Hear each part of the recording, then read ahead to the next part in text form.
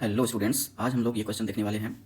Question है potential energy of a particle of mass m depends on y from the line A B according to the relation this one u equals under root of Y square plus A square. ये line A B है, यहाँ से distance y है, इसका जो potential energy है उसका expression ये दे रखा है। फिर k is a positive constant. A particle of mass m is projected from y equals root 3a towards the line A B perpendicular to it. Then find the minimum velocity so that it can not return to its initial position.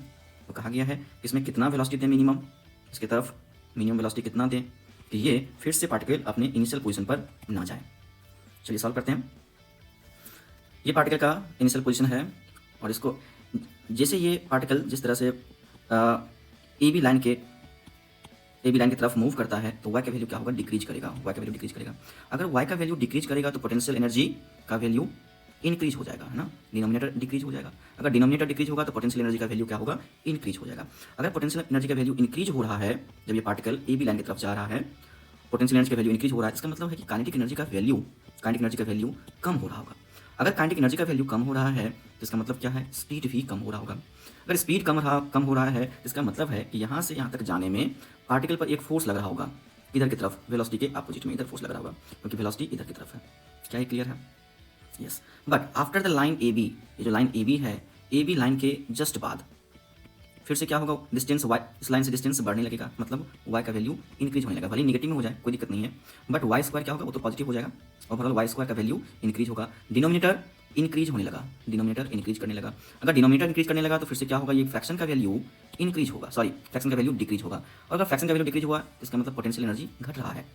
It means after this line, इस line के बाद जब particle इधर से इधर की तरफ move कर रहा होगा ऐसे, तो पोटेंशियल एनर्जी का वैल्यू कम हो रहा है। पोटेंशियल एनर्जी का वैल्यू क्या हो रहा है, कम हो रहा है। अगर पोटेंशियल एनर्जी का वैल्यू कम हो रहा है तो इसका मतलब है काइनेटिक एनर्जी का वैल्यू बढ़ रहा होगा। अगर काइनेटिक एनर्जी का वैल्यू बढ़ रहा है इसका मतलब है कि स्पीड बढ़ने लगा होगा। और अगर स्पीड बढ़ने लगा है इसका मतलब क्या है, इस पार्टिकल पर फोर्स इसके वेलोसिटी के डायरेक्शन में आ गया। इस लाइन के बाद इधर इस रीजन में फोर्स का डायरेक्शन इधर होगा और इस लाइन से पहले फोर्स का डायरेक्शन किधर होगा, इधर की तरफ। क्लियर है? इस पार्टिकल को कम से कम इतना वेलोसिटी दें कि ये पार्टिकल ए बी लाइन को क्रॉस कर जाए। अगर ए बी लाइन को ये क्रॉस कर गया तो उसके बाद इस पार्टिकल पर जो फोर्स है वो ए बी लाइन से अभी लगने लगेगा, तो ये पार्टिकल दूर चला जाएगा। बट अगर इसको वेलोसिटी दिया हमने, इस पार्टिकल को वेलोसिटी दिया और ये यहीं तक पहुंचा, फिर क्या होगा, फिर से इस पर फोर्स ऊपर की तरफ लग रहा है तो इसको ऊपर लेके चला जाएगा। हमें मिनिमम यहाँ तक तो पहुँचाना है, कम से कम यहाँ तक पहुँचा। यहाँ पर आके वेलोसिटी अगर जीरो भी हो जाए कोई दिक्कत नहीं है। तो ये फाइनल पोजीशन हो गया जहाँ पर हम वेलोसिटी क्या लेंगे, कम से कम जीरो। और अगर इससे ज़्यादा हो गया वेलोसिटी तो कोई दिक्कत नहीं है, क्रॉस कर जाएगा। तो यहाँ पर हमें मिनिमम वेलोसिटी देना है सच दैट कि ये पार्टिकल यहाँ तक पहुँच जाएगा, मतलब यहाँ तक आके वेलोसिटी जीरो भी हो गया तो कोई दिक्कत वाली बात नहीं है। क्या ये समझ में आया? आया। ये इनिशियल पोजीशन है और ये फाइनल पोजीशन है। पोटेंशियल एनर्जी का एक्सप्रेशन ये है, तो इनिशियल पोटेंशियल एनर्जी कितना हो जाएगा, y का वैल्यू पुट कर देंगे रूट 3a तो निकल के आएगा k/2a।